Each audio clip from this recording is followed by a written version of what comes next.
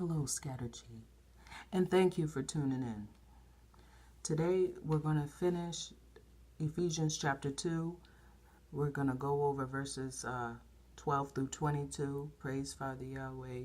Give your life to the Christ. Pray for the Holy Spirit. And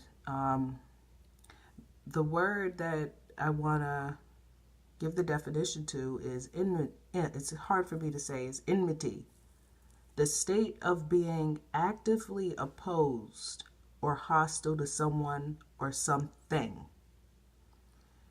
And that word is in the text that we're going to be reading, so we're going to get right into it. Ephesians chapter 2, verse 12 through 22 reads, "At that time you were without Christ, alienated from the state of Israel, strangers to the covenants of the promise. You had no hope and were without God in the world. But now, in union with Christ Yeshua, you who were once far off, come to be near by the blood of the Christ. For he is our peace, the one who made two groups one and destroyed the wall between that fenced them off. By means of his flesh, he abolished enmity, the law of commandments, consisting in degrees, in order to make the two groups in union with himself into one new man, and to make peace, and to reconcile fully both peoples in one body to God through the torture stake, because he had killed off enmity by means of himself. And he came and declared the good news of peace to you who were far off, and peace to those near, because through him we, both peoples, have free access to the Father by one Spirit. So you are no longer strangers or foreigners, but you are fellow citizens of the holy ones and are members of the household of God. And you have been built up on the foundation of the apostles and the prophets, while Christ Yeshua himself is the foundation cornerstone.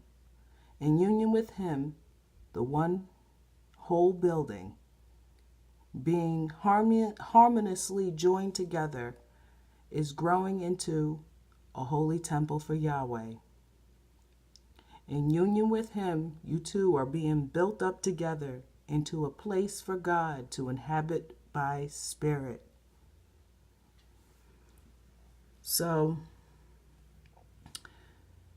that's very deep, and I really liked reading it, and I liked learning about it.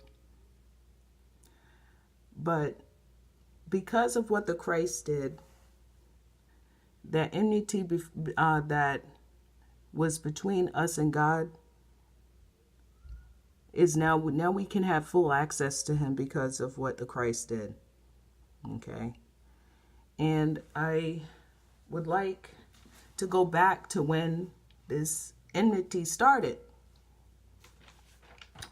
And that would be in Genesis chapter 3, verse 15.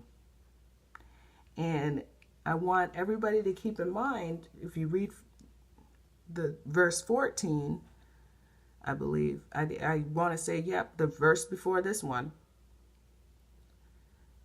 it says who he's talking to. He gave a punishment to Adam, he gave a punishment to Eve, and he also gave a punishment to the serpent. And when he was speaking in Genesis 3:15, he was speaking to the serpent. "And I will make enmity between you and the woman." Genesis 3:15. "I will make enmity between you and the woman, and between your offspring and her offspring. He will crush your head, and you will strike him in the heel." Now, he was talking to the Most Low. He said between your offspring and her offspring. Okay? So don't ever go out the house without praying. Make sure you have your spirit, your faith and your defense up, because it's real. It's real. Children are that some people do originate from the most low. Okay? And this is proof right here. And people, good people, don't get along with people that do wicked things, because you're not wicked. You're not going to like things that are wicked. That's it, He, meaning that the Christ, will crush your head. You're, meaning the serpent. He's going to crush your head. That's a death blow right there. But the most low is going to strike him in the heel, meaning that the Christ will die. And he did come from her offspring, meaning the woman. So he came from a woman. Okay? So that's where that started. And because of what the Christ did, and even before the Christ was even got here, Father Yah already said what would happen. Okay? Now, another thing that I want to talk about is how a new temple is being built up for Father Yah through the Christ. People from everywhere, a countless number of people are coming together through the Christ, and they're changing their lives around, making better decisions, doing the right thing, supporting one another. It's really a community. Supporting one another when we're getting frustrated, It's very wonderful out there. It really is, because that's what the Christ wanted. Now, when it talks about in Ephesians chapter 2, verse 20, and you have been built up on the foundation of the apostles and the prophets, while Christ Yeshua himself is the foundation and cornerstone. Okay? There was a time where I thought that was an actual thing, like they were talking about an actual temple, but no, Yeshua is the temple. We are the temple. Our bodies are the temple. It's a body. And Father Yah is rebuilding his temple. And once that temple is rebuilt, I really feel like the end is going to come. The temple has been rebuilt. The ones that stuck with him, that's his temple. So we're very important. Every single soul is important. You're part of the temple. And some people may think that that means something else. I thought that when the temple got rebuilt in Jerusalem, that things were all going to end at that. But that may not mean that necessarily. It could mean the spiritual temple of God, the one that he were more likely to accept. I'm not saying that he wouldn't accept a temple that anybody would build in his name and it'd be beautiful. I'm not saying that, but I'm saying more likely he scans everybody's hearts all over the world, and then he goes and sees who's for him, who's ready, who's doing it, who's fighting, who's continuing to put that new personality on every day in the Christ.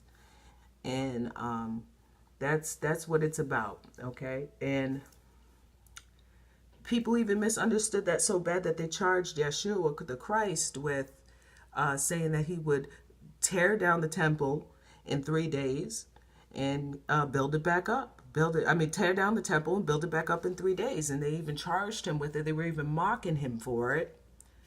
And that's in Matthew 27:40. Quick, I'll read it. And they were saying, "You who would throw down the temple and build it in 3 days, save yourself." Okay? So that is what they were mocking him, okay? Because that was one of the charges. And that's not what he was talking about. He was talking about his body being resurrected, coming back in 3 days. Okay, his body was destroyed. He came back in 3 days. And this is the same thing. This is the temple of God right here. We are it, all of us. And we need to stay in the faith, keep up the good work with the research. Do your own research. Pray for the Holy Spirit. Worship God, and just find the peace, because Yeshua is that peace. He really is. He's that peace. Thank you. Have a wonderful, blessed day.